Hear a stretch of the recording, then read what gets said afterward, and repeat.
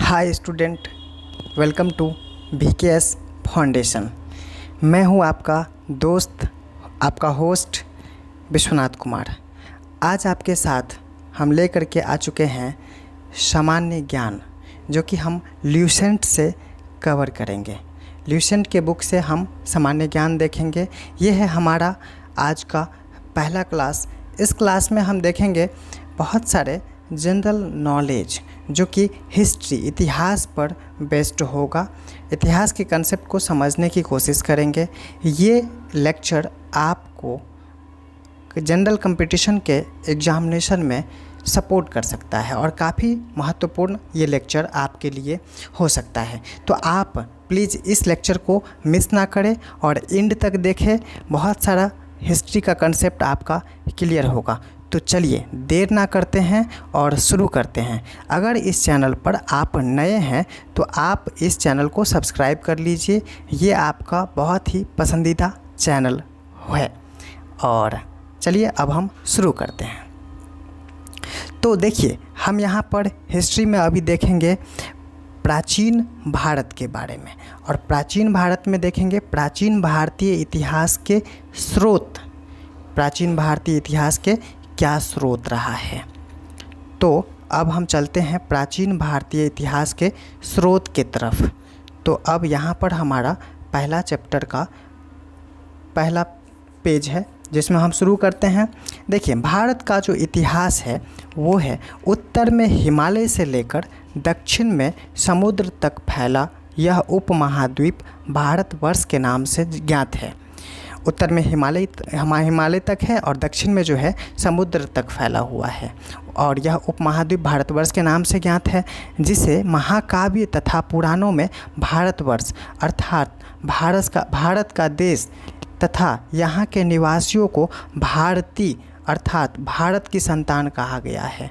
तो ये जो हमारा टेरिटरीज है, एरिया है, उस एरिया को भारतवर्ष कहा गया है पुराणों में, महाकाव्यों में, और यहाँ के जो लोग हैं वो भारत की संतान कहा गया है। यूनानियों ने भारत को इंडिया तथा मध्यकालीन मुस्लिम इतिहासकारों ने हिंद अथवा हिंदुस्तान के नाम से संबोधित किया गया था। तो बहुत ही अच्छा क्वेश्चन यहाँ पर बन रहा है कि भारत को इंडिया के नाम से कहने वाला कौन सा देश था। तो यूनानियों ने कहा था, और मध्यकालीन मुस्लिम इतिहासकारों ने जो है उसको हिंद बोला अथवा हिंदुस्तान के नाम से बोला।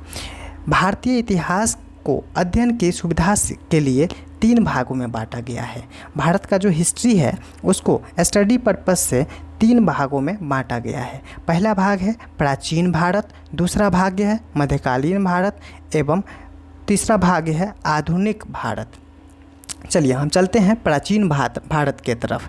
तो प्राचीन भारत में जो है प्राचीन भारतीय इतिहास के स्रोत, सबसे पहला क्वेश्चन ये आता है कि प्राचीन भारत का जो इतिहास रहा है उसका क्या स्रोत है। तो प्राचीन भारतीय इतिहास के विषय में जानकारी मुख्यतः 4 स्रोतों से प्राप्त होती है। धर्म ग्रंथ से, ऐतिहासिक ग्रंथ से, विदेशियों का विवरण से, पुरातत्व संबंधी साक्ष्य से। पहला, धर्म ग्रंथ से पता चलता है कि प्राचीन भारतीय इतिहास के क्या स्रोत है। दूसरा, ऐतिहासिक ग्रंथ से पता चलता है। तीसरा, विदेशियों का विवरण से पता चलता है। और चौथा, पुरातत्व संबंधी साक्ष्य से पता चलता है। चलिए जब समझते हैं हम धर्म ग्रंथ से। धर्म ग्रंथ एवं ऐतिहासिक ग्रंथ से मिलने वाली महत्वपूर्ण जानकारी। भारत का सर्वप्राचीन धर्म ग्रंथ वेद है। भारत का सबसे पहला प्राचीन धर्म ग्रंथ जो है वो वेद है, जिसके संकलनकर्ता महर्षि कृष्ण द्वैपायन वेद व्यास को माना जाता है। तो जो वेद है उसका संकलनकर्ता महर्षि कृष्ण द्वैपायन वेद व्यास को माना जाता है। वेद 4 है। 4 प्रकार के वेद होते हैं: ऋग्वेद, यजुर्वेद, सामवेद, अथर्ववेद। अब चलते हैं, देखते हैं ऋग्वेद क्या होता है। ऋचाओं के क्रमबद्ध ज्ञान के संग्रह को ऋग्वेद कहा जाता है। इसमें 10 मंडल, 1028 सूक्ति एवं 10,462 ऋचाएँ हैं। इस वेद के ऋचाओं के पढ़ने वाले ऋषि को होत्री कहते हैं। देखिए, जो वेद होता है उसके ऋचाओं को पढ़ने वाले ऋषि को होत्री कहते हैं। इस वेद से आर्य के राजनीतिक प्रणाली एवं इतिहास के बारे में जानकारी मिलती है, और आर्य के राजनीतिक प्रणाली और इतिहास के बारे में भी वेद से जानकारी मिलती है। विश्वामित्र द्वारा रचित ऋग्वेद के तीसरे मंडल में सूर्य देवता सावित्री को संप्रति प्रसिद्ध गायत्री मंत्र है। इसके 9वें मंडल में देवता सोम का उल्लेख है। इसके 8वें मंडल की हस्तलिखित ऋचाओं को खिल कहा जाता है।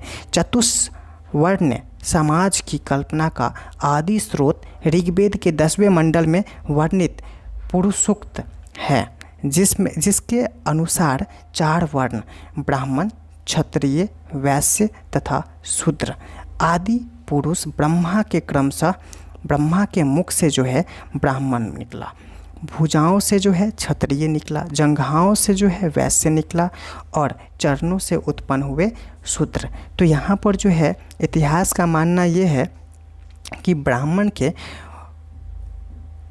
का विस्तार जो है जन्म जो है ब्रह्मा के मुख से हुआ है, क्षत्रिय का जन्म जो है ब्रह्मा के भुजाओं से हुआ है, और वैश्य का जो जन्म है वो ब्रह्मा के जंघाओं से हुआ है, और शूद्र का जन्म जो है ब्रह्मा के चरणों से उत्पन्न हुआ है। तो अब यहाँ समझते हैं हम धर्मसूत्र 4 प्रमुख जातियों की स्थितियों, व्यवसायों, दायित्वों, कर्तव्यों तथा विशेषाधिकारों में स्पष्ट विभेद करता है। वामनावतार के 3 पगों के आख्यान का प्राचीनतम स्रोत ऋग्वेद है।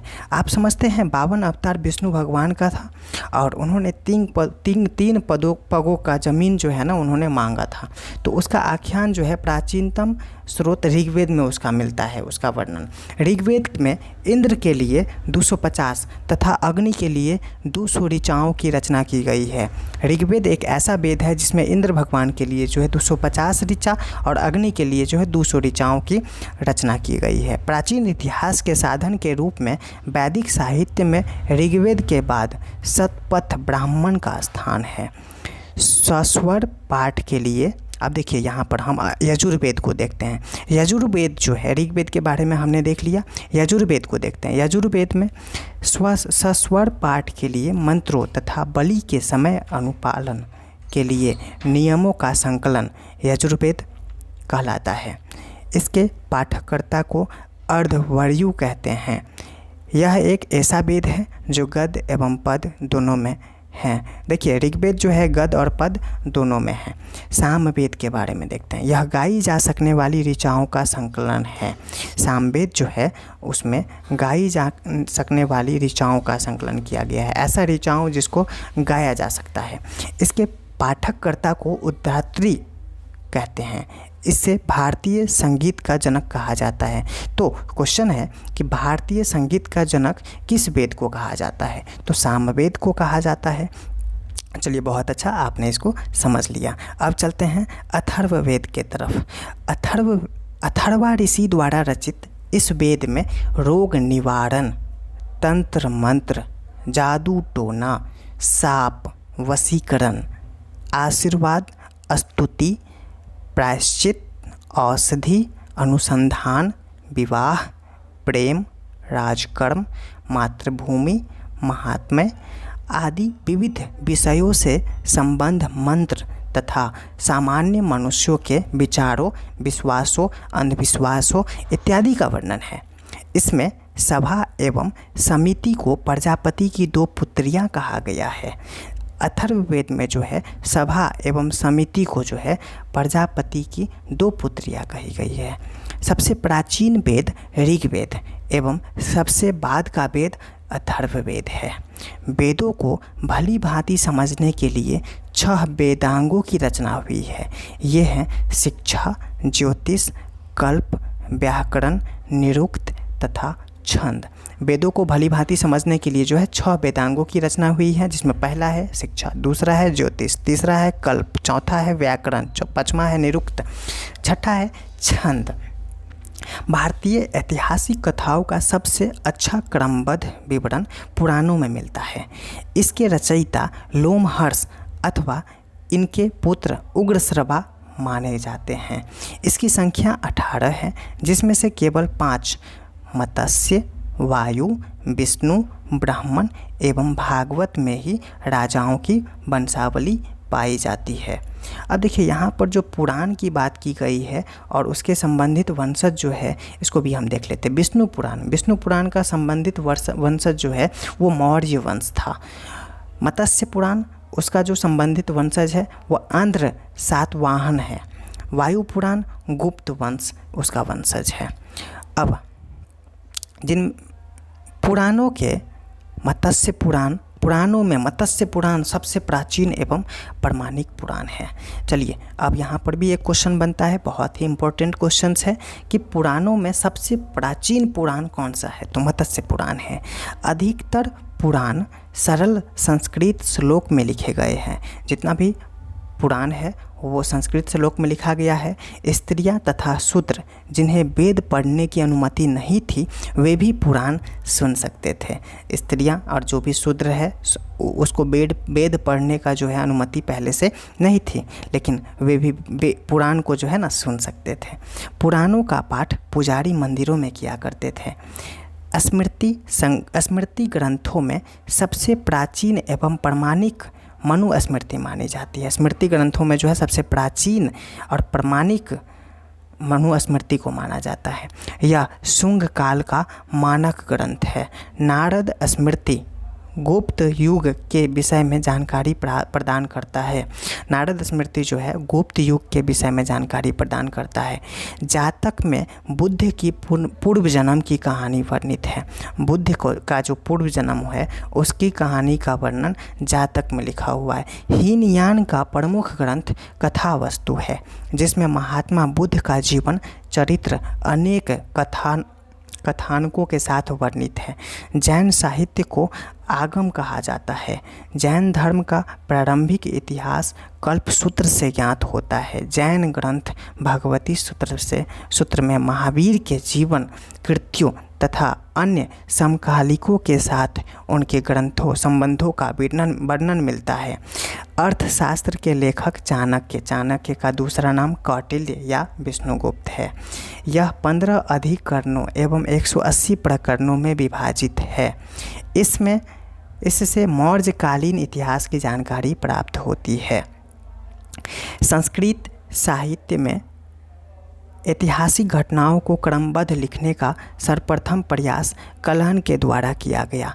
कल्हण द्वारा रचित पुस्तक रजत रंगिनी है, जिनका संबंध कश्मीर के इतिहास से है।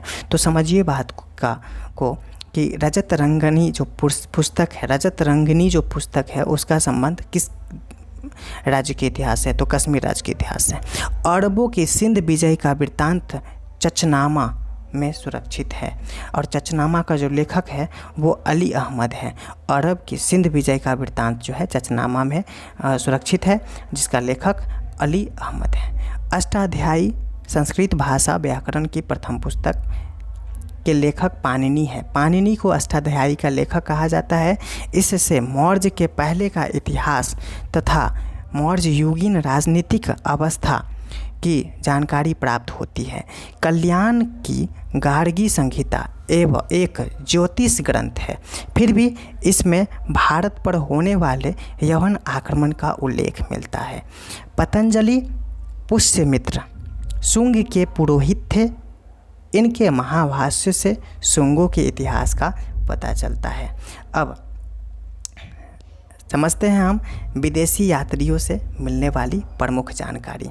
अब कुछ आगे है विदेशी यात्रियों से मिलने वाली प्रमुख जानकारी। तो अभी हम आपको इतना बताना चाह रहे हैं कि अगर आपको ये अच्छा लग रहा है तो आप इस पर कंटिन्यू बने रहिए। हम आगे और भी टॉपिक कवर करने जा रहे हैं और आप इस चैनल पर नए हैं तो इस चैनल को सब्सक्राइब भी कर लीजिए, वीडियो को लाइक भी करिए और अपने दोस्तों तक शेयर भी करिए ताकि उनको भी इससे बेनिफिट मिल सके और वो भी अपने जनरल कंपटीशन के एग्जामिनेशन का तैयारी काफ़ी अच्छा से कर सकें। यूनानी, अब चलिए आगे बढ़ते हैं। यूनानी रोमन लेखक टेसियस, यह ईरान का राजवैद्य था। भारत के संबंध में इसका विवरण आश्चर्यजनक कहानियों से परिपूर्ण होने के कारण अविश्वसनीय है। हेरोडोटस इसे इतिहास का पिता कहा जाता है। याद रखिए, फादर ऑफ हिस्ट्री हेरोडोटस को कहते हैं। इसने अपनी पुस्तक हिस्टोरिका में 5वीं शताब्दी ईसा पूर्व के भारत फारस के संबंध का वर्णन किया है, परंतु इसका विवरण भी अनुश्रुतियों एवं अफवाहों पर आधारित है। सिकंदर के साथ आने वाले लेखकों में निरियाकस, आनेसिक्रेट्स एवं अस्टोबुलस के विवरण अधिक प्रामाणिक एवं विश्वसनीय हैं। मेगास्थनीज यह सेल्यूकस निकेटर का राजदूत था। मेगास्थनीज जो है सेल्यूकस निकेटर का राजदूत था, जो चंद्रगुप्त मौर्य के राज दरबार में आया था। इसने अपनी पुस्तक इंडिका में मौर्य युगीन समाज एवं संस्कृति के विषय में लिखा है। चलिए, मेगास्थनीज जो है किसका लेखक है? तो इंडिका का लेखक है। डायमेकस यह सीरियन नरेश आंतियोकस का राजदूत था, जो बिंदुसार के राज दरबार में आया था। इसका विवरण भी मौर्य युग से संबंधित है। डायोनिसियस यह मिस्र नरेश टॉलमी फिलेडेल्फस का राजदूत था, जो अशोक के राज दरबार में आया था। टॉलमी के बारे में समझते हैं। इसने 2री शताब्दी में भारत का भूगोल नामक पुस्तक लिखी थी। टॉलमी कौन सा किताब लिखा था? भारत का भूगोल। चलिए, प्लिनी के बारे में समझते हैं। इसने 1म शताब्दी में नेचुरल हिस्ट्री नामक पुस्तक लिखी थी। 1st सेंचुरी में जो है नेचुरल हिस्ट्री नामक पुस्तक लिखी थी। आप समझिए, नेचुरल हिस्ट्री में जो है क्या क्या दिया गया था। इसमें भारतीय पशुओं, पेड़ पौधों, खनिज पदार्थों आदि के बारे में विवरण मिलता है। पेरिप्लस ऑफ द इरिब्रेयन सी इस पुस्तक के लेखक के बारे में जानकारी नहीं है। यह लेखक करीब 80 ईस्वी में हिंद महासागर की यात्रा पर आया था।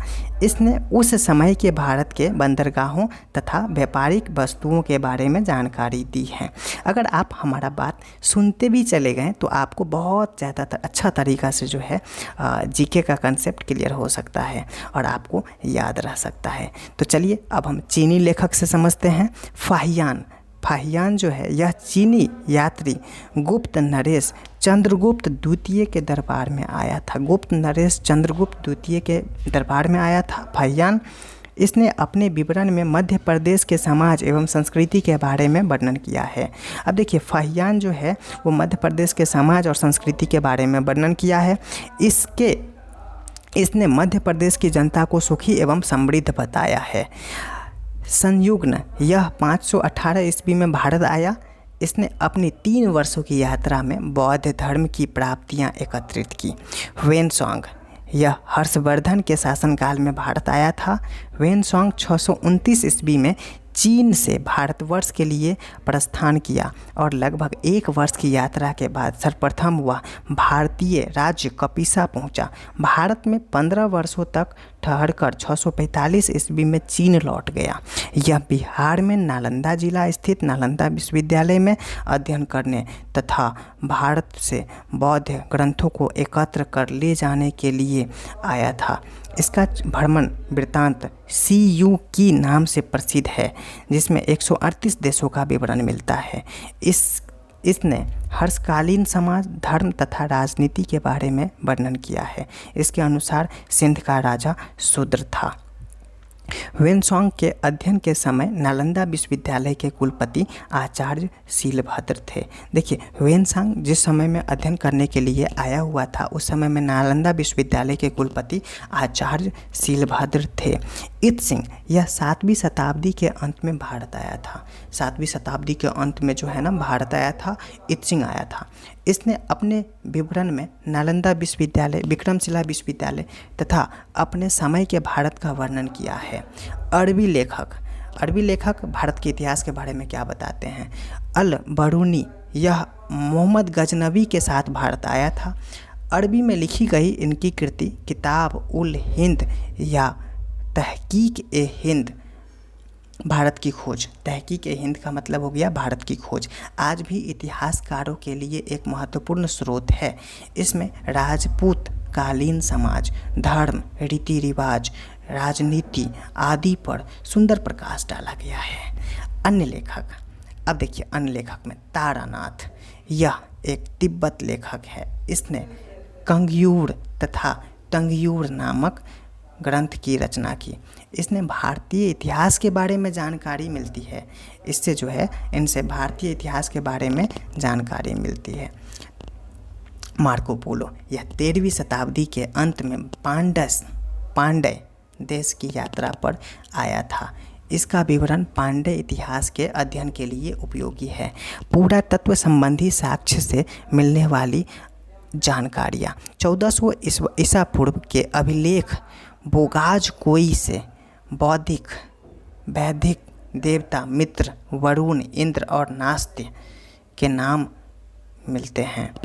अश्विनी कुमार, नास्त्य को अश्विनी कुमार कहते हैं। फिर से समझते हैं इस बात को। 1400 ईसा पूर्व के अभिलेख में बोगाज कोई से, वो अभिलेख का नाम बोगाज कोई है, एशिया माइनर से। वैदिक देवता मित्र, देवता में मित्र है, वरुण है, इंद्र है, नास्त्य है, उसके नाम मिलते हैं। मध्य भारत में भागवत धर्म विकसित करने का प्रमाण यवन राजदूत हेलियोडोरस के वेशनगर गरुड़ स्तंभ लेख से प्राप्त होता है। सर्वप्रथम भारतवर्ष का जिक्र हाथी गुम्फा अभिलेख में है। सर्वप्रथम भारतवर्ष का जिक्र हाथी गुम्फा अभिलेख में है।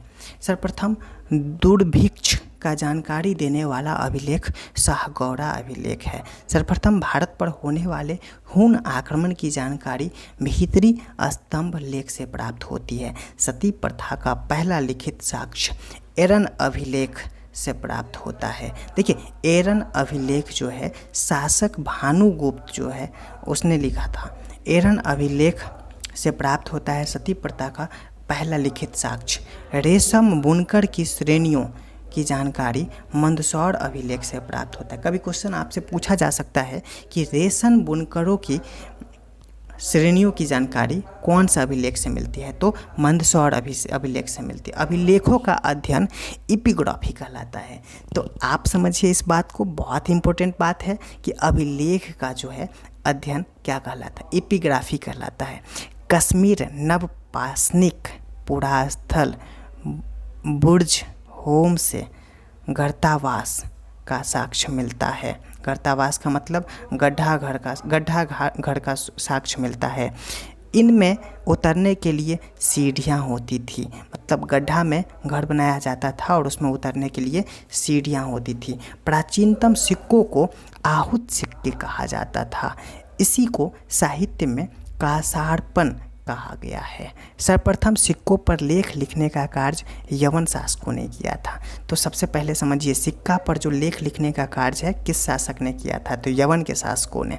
समुद्रगुप्त की बीना बजाती हुई मुद्रा वाले सिक्के से उनके संगीत प्रेमी होने का प्रमाण मिलता है। समुद्रगुप्त संगीत प्रेमी थे, उनकी प्रमाण उसका मुद्रा पर जो है सिक्का, मुद्रा पर जो है बीना बजाती हुई